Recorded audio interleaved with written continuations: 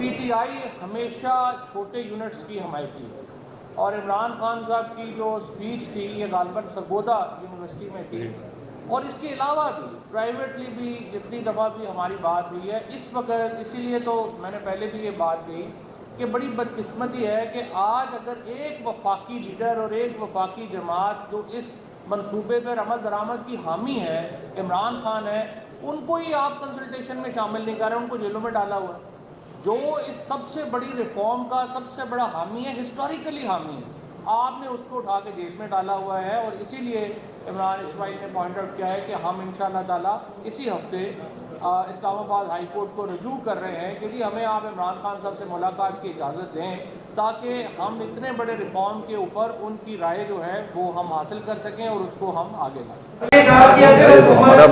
National dialogue کی بات بھی نہیں مانتی، صبح والی بات بھی نہیں مانتی، تو یہ بات چل رہی ہے کہ 6 مہینے کے بعد یہ ختم ہو جائیں گے، کیا واقعی پھر ان کے لیے مشکلات میں اضافہ ہو جائے گا؟ وسیم اختر صاحب نے جو ڈھکے چھپے لفظوں میں یہ بات کہی ہے کہ ہم جو بات پیار سے سمجھا رہے ہیں، اگر آپ نہیں سمجھ رہے تو پھر وہ سمجھانے کے لیے پھر آپ کو انگلی ٹیڑھی تو کرنی پڑے گی۔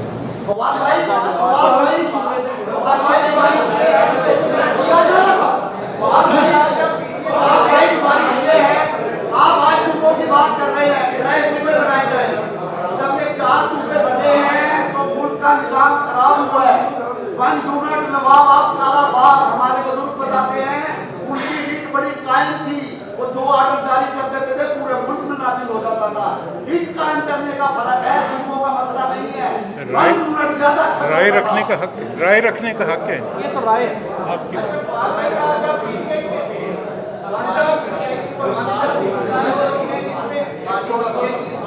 کنٹرول کرنا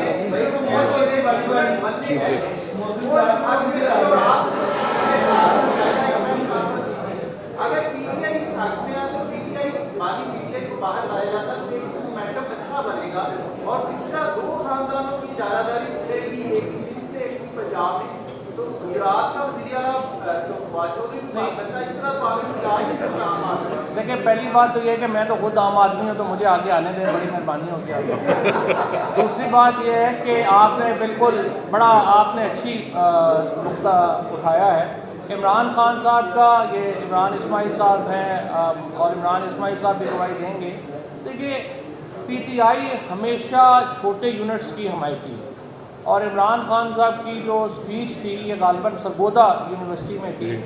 اور اس کے علاوہ بھی پرائیویٹلی بھی جتنی دفعہ بھی ہماری بات ہوئی ہے اس وقت، اسی لیے تو میں نے پہلے بھی یہ بات کہی کہ بڑی بدقسمتی ہے کہ آج اگر ایک وفاقی لیڈر اور ایک وفاقی جماعت جو اس منصوبے پر عمل درآمد کی حامی ہے، عمران خان ہے، ان کو ہی آپ کنسلٹیشن میں شامل نہیں کر رہے، ان کو جیلوں میں ڈالا ہوا ہے۔ جو اس سب سے بڑی ریفارم کا سب سے بڑا حامی ہے، ہسٹوریکلی حامی ہے، آپ نے اس کو اٹھا کے جیل میں ڈالا ہوا ہے۔ اور اسی لیے عمران اسماعیل نے پوائنٹ آؤٹ کیا ہے کہ ہم انشاءاللہ تعالیٰ اسی ہفتے اسلام آباد ہائی کورٹ کو رجوع کر رہے ہیں کہ جی ہمیں آپ عمران خان صاحب سے ملاقات کی اجازت دیں تاکہ ہم اتنے بڑے ریفارم کے اوپر ان کی رائے جو ہے وہ ہم حاصل کر سکیں اور اس کو ہم آگے لائیں۔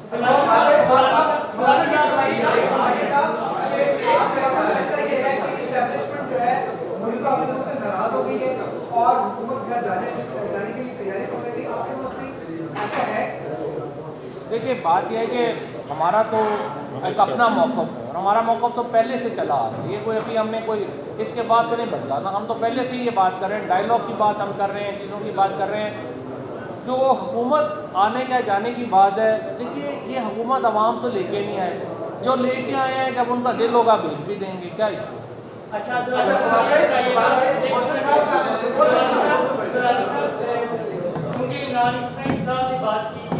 آپ ایک پٹیشن بھی دائر کرنے جا رہے ہیں کہ عمران خان سے ملاقات کریں۔ اگر چند سال پرانی میں بات کروں کہ آپ شہباز شریف صاحب سے کوٹ اکبر جیل میں ملنے گئے تھے، تب بھی کسی طرح کے حالات تھے، تو آج آپ شہباز شریف وزیر اعظم نے اس حکومت کو کہہ رہے فارغ کریں، تو کیا گارنٹی ہے کہ عمران خان صاحب کے لیے آپ راستے ہموار کرتے ہیں تو وہ شہباز شریف پارٹی نہ بن کے آپ اسی اسٹیج پر کھڑے ہوں تو ہسٹوریکلی اس طرح چیزوں کو الیبوریٹ کریں؟ دیکھیں جناب، جہاں تک کوٹ لکھپت کا تعلق ہے تو پچھلی دفعہ فواد صاحب، مولوی صاحب اور عمران اسماعیل صاحب کوٹ لکھپت میں سب سے مل آئے، वो सबसे मिल आए हैं। इंशाल्लाह अब ये मामला चलता रहेगा तो आगे बढ़ेगा।